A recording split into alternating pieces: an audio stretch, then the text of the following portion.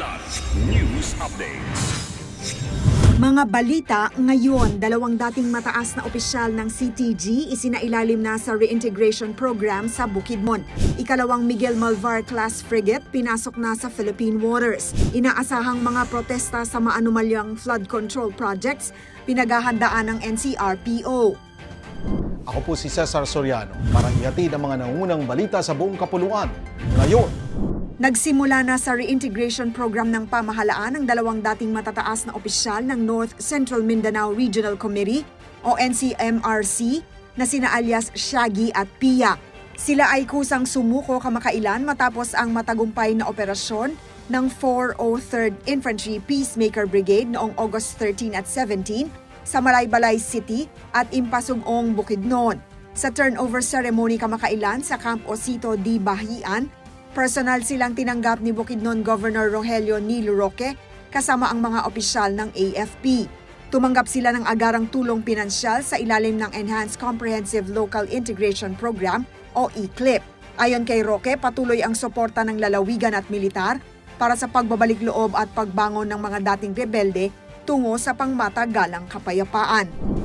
Palalakasin ng ikalawang Miguel Malvar-class frigate ang future BRP Diego Silang FFG-07 ang kakayahan ng Philippine Navy sa pagbabantay ng karagatan at pagpapanatili ng isang ligtas, malaya at makatarungang kaayusang pandaigdig.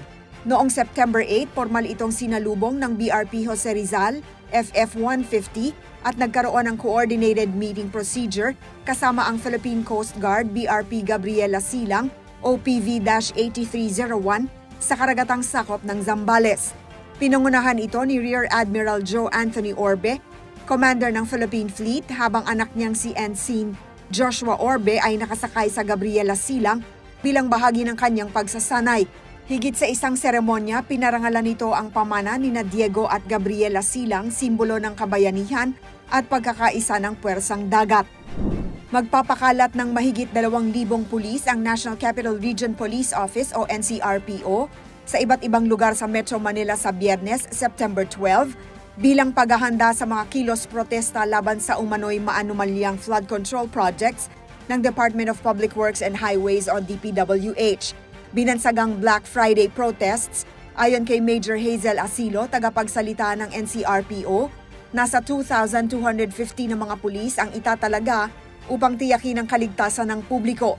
4 na lugar ang minomonitor, kabilang ang Mendiola sa Maynila, tanggapan ng DPWH, Batasang Pambansa at Senado, bagaman wala pang tiyak na lugar at permit. Nitong nakaraang linggo nang nagdaos ng protesta sa Kamara at Pasig ang ilang mga grupo. Para sa Kidlat News Channel, ako si Rosalyn Sinchonko, nag-uulat. ako po si Cesar Soriano, kasama nyo sa bawat pagbuto ng balita.